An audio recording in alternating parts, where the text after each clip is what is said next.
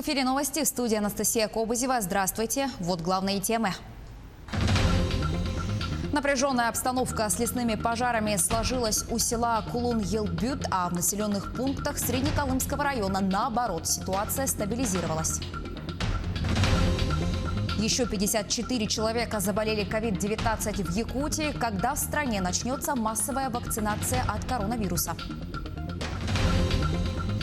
Никто, кроме нас, 90 лет воздушно-десантным войскам, как праздник отметили в Якутске.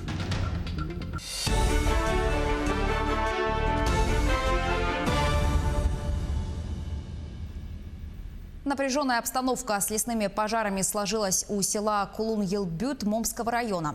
Сегодня там идет усиленная работа по локализации огня и созданию минерализованной полосы. В селе Хану сильная задымленность в пятницу. Из-за этого был отменен авиарейс из Якутска. Напомню, что в Момский район были направлены на помощь работники Якутлесресурса. А в Среднеколымском районе ситуация стабилизировалась. Огонь у села Алека-Кёль локализован, создана минеральная полоса. На этом пожаре с местными силами работает аэромобильная группа МЧС. В Сватае идет плановое тушение очага в 2 километрах от села. Там работают 70 человек. В селе Эбях огнеборцы непрерывно осматривают локализованный очаг в 6 километрах от населенного пункта для того, чтобы не допустить возобновления пожара. Еще 54 человека в Якутии заболели новой коронавирусной инфекцией. Это данные регионального оперштаба. Больше всего инфицированных в столице республики – 42 человека. Также новые случаи выявлены в Амгинском, Верхневилюйском, Мирнинском, Намском, Нюрнгринском, Нюрбинском, Хангаласском и Чурапчинском районах. Один пациент с COVID-19 скончался. Россия может полностью открыть международное авиасообщение с 11 августа. Эту тему обсуждали на совещании у вице-премьера страны Татьяны Голиковой. На сегодня Россия частично возобновила международное авиасообщение только с 3 странами – Великобританией, Турцией и Танзанией. Также открыта граница России и Абхазии. Накануне оперативный штаб по предупреждению завоза и распространения коронавируса сообщил, что вопрос расширения списка стран, с которыми может быть возобновлено международное авиасообщение, прорабатывается. Массовая вакцинация от COVID-19 в России может начаться уже в октябре. Об этом заявил министр здравоохранения страны Михаил Мурашко. Он также добавил, что клинические исследования вакцины, которую разработали в Национальном исследовательском центре эпидемиологии и микробиологии имени Гамалея, завершены. И сейчас идет процесс подготовки документов к регистрации препарата. Стоит отметить, что это не единственная отечественная вакцина против коронавирусной инфекции. Мы ожидаем еще не менее 2 заявлений в ближайшие 1,5-2 месяца для разрешения для проведения клинических исследований. То сначала, после получения регистрационного удостоверения, вакцины начнут применяться. Еще будет параллельно. Мы изменили принципы регуляторной системы, и начнется параллельно с вакцинацией особых групп, это в первую очередь медики и учителя, и параллельно пойдут еще 3-я фаза наблюдений за вакцинированными пациентами. С 10 августа, по словам Михаила Мурашко, российские регионы получат первые поставки вакцины против гриппа. Он также отметил, что более 1 миллиона детей получат дополнительно вакцинацию против пневмококковой инфекции. Минздрав рекомендует привиться против этой болезни и тем, кто пока не входит в национальный календарь прививок. По информации министра, эта вакцина защищает и от внебольничных пневмоний. Кроме того, она эффективно действует несколько лет. Маску в виде чаши с супом создал японский художник Такахиро Шибата. Саму чашу он сделал из войлочной ткани, а такие ингредиенты рамена, как побеги бамбука, лапша, кусочки свиного брюшка и рыбы, изготовлены из глины. Как видно на кадрах, запотевшие очки делают суп похожим на горячее блюдо. Сначала я пытался сделать такую маску, в которой не запотевали бы очки. Но в голову ничего не приходило. Потом решил, что в запотевших очках даже есть плюс. Конечно, это бесполезная вещь, но когда кто-то видит меня в этой маске, сразу начинает улыбаться. Это же круто. Все свои работы я стараюсь делать так, чтобы окружающих они радовали, и люди чаще улыбались. В планах у художника создать новые вариации масок в виде японских блюд, мисо-супа, удона и гюдона. Якутия возглавила топ-5 регионов страны по поддержке малого и среднего бизнеса. По информации регионального Минпреда, Фонд развития предпринимательства республики с самого начала пандемии актуализирует линейку кредитных продуктов для поддержки предпринимателей. Займы поставки 3% годовых на покрытие кассовых расходов по зарплате, аренде, на пополнение оборотных средств и рефинансированию дорогих банковских кредитов. Министерство предпринимательства региона подготовило предложение в адрес Минэкономразвития о дополнительной капитализации Республиканского фонда развития предпринимательства. Об этом рассказала глава ведомства Ирина Высоких. Супруги в возрасте до 35 лет могут получить от государства социальные выплаты на покупку квартир класса «Комфорт» и выше, а также на рефинансирование ипотеки. С 1 августа вступили в силу поправки в госпрограмму обеспечения молодых семей жильем. Юлия Великодная напомнит, кто и на каких условиях может получить такую поддержку. Ранее выплаты можно было потратить на покупку квартир только эконом-класса. Теперь же класс квартиры не играет роли. Семья может подобрать себе любое жилье по своему вкусу и финансовым возможностям. Государственные выплаты равняются 35% расчетной стоимости жилья квартиры для молодых семей с детьми и 30% для супругов, которые еще не обзавелись наследниками. До конца года на эти цели направят 5 миллиардов рублей. Это поможет решить квартирный вопрос 15 тысячам молодых семей. Кто может участвовать в госпрограмме? Ключевое условие – возраст супругов. Обоим должно быть не больше 35 лет. В программе участвуют полные семьи с детьми или без, а также матери или отцы-одиночки. Многодетные семьи имеют приоритетное право на получение выплат. Также молодая семья должна иметь статус нуждающейся в жилом помещении. Такие документы оформляют органы местного самоуправления. Напомним, такой статус могут получить только те, у кого нет в собственности пригодной для жизни квартиры. Еще одно важное условие – уровень доходов супругов должен позволять им выплатить оставшуюся часть ипотеки или стоимость жилья. Чтобы стать участниками госпрограммы, супругам нужно подать в местную администрацию пакет документов. Свидетельство о браке, справку о доходах, подтверждение статуса нуждающихся в жилом помещении и прочее. Если супруги планируют направить выплату на ипотеку, то нужно предоставить и все сопутствующие документы. Выписку из ЕГРН, копию ипотечного договора, банковскую справку об остатке долга и так далее. На основании всех заявок местные власти формируют списки, которые затем раз в год до 1 июня передаются на региональный уровень. Когда станет известен размер субсидий, регион формирует список молодых семей, которые получат выплаты в этом году. Тут есть важные нюансы. Если к этому моменту одному из супругов исполнится больше 35 лет, то семья лишается возможности получить деньги.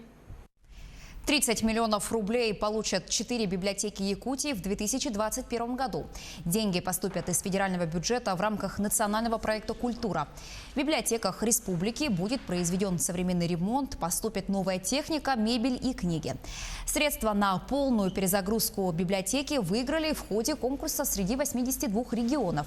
Якутия стала единственным субъектом страны, получившим такую сумму. Отмечу, что по итогам прошлого года самыми посещаемыми организациями культуры республики стали именно библиотеки, куда пришло более 4 миллионов 240 тысяч человек, а республика вошла в тройку самых читающих регионов страны. В Якутии выращивают самый полезный иван-чай. К такому выводу пришли специалисты, которые провели экспертизу этого напитка. Целебные свойства этого растения известны давно. Еще до революции его активно изучал создатель чайной фабрики под Петербургом. В иван-чае содержится в несколько раз больше витамина С по сравнению с цитрусовыми. В Якутии поля иван-чая стали таким же брендом, как и лавандовые поля Крыма. Как собирают это удивительное растение, узнавала Ксения Исламова. Сиреневые поля иван-чая, а рядом работающая техника. Таким бэкграундом якутян не удивишь. Но иван-чай – это не только красиво. Цветок – еще и полезный продукт. Еще на Руси из него делали полезный, ароматный, вкусный напиток. Смотрите, какой чай получается. Видно? Вот. И иногда я сдабриваю этот чай настойкой одуванчика. Вот такой. Как бы получается, как мед. Ну, в общем, с сахаром. В Алмазном регионе иван-чай растет повсюду, даже в центре Мирного. Но в местах большого скопления пыли кипрей собирать не стоит. Другое дело вдали от городской суеты, на природе. Собирать иван-чай лучше всего в нежаркую погоду с утра. И, конечно же, лучше, если за сутки не будет дождя. Для будущего напитка подойдут те стебли, которые еще не успели зацвести. Ну а если растения, подходящего для вас, вы все-таки не нашли, то можно устроить себе и фотосессию. В лучах вечернего солнца в сиреневом поле такие фотографии пользуются большой популярностью.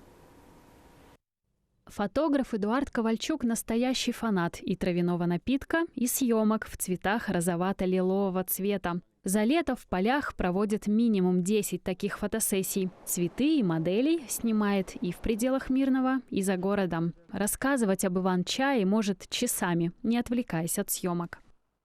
Я давно уже перестал пить черный чай и зеленый чай, и еще ройбуш люблю, но фактически вот в основном пью иван-чай. И собираем здесь, и покупной бывает.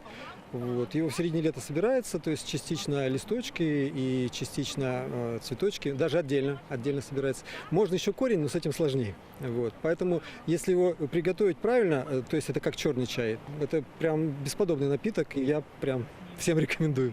Вот. А уж у нас его, прям сколько хочешь в Якутии. В Якутии растений так много, что готовый чай купить можно в магазине.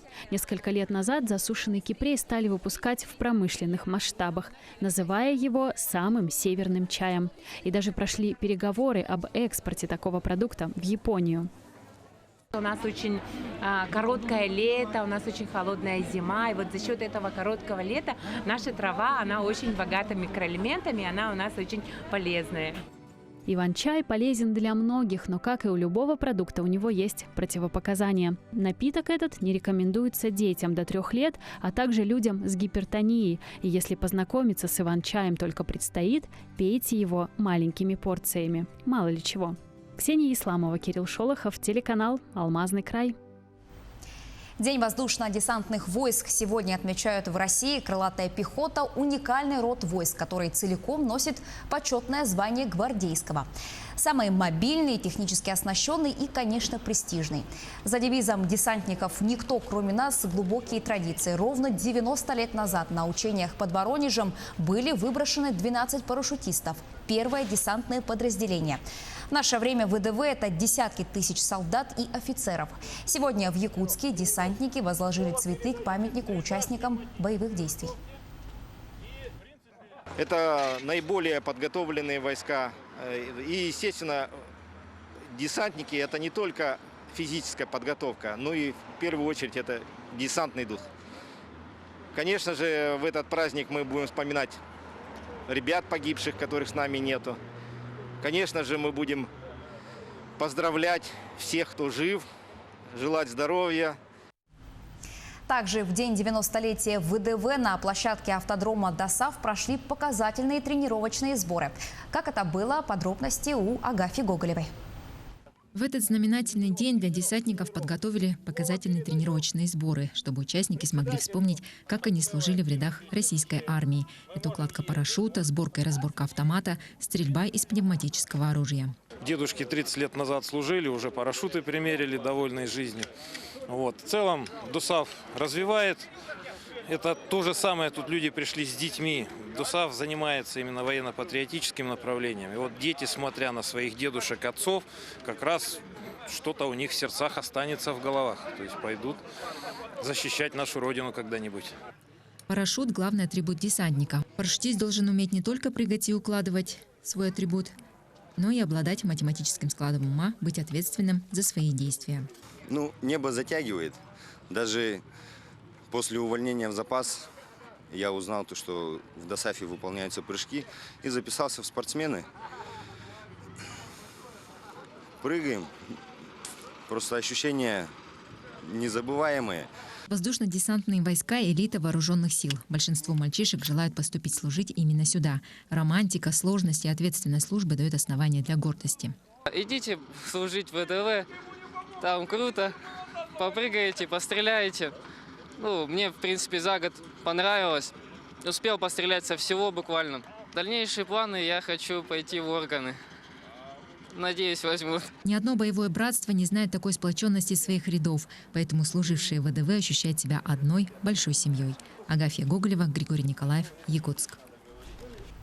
Таковы новости к этому часу. Оставайтесь на нашем телеканале.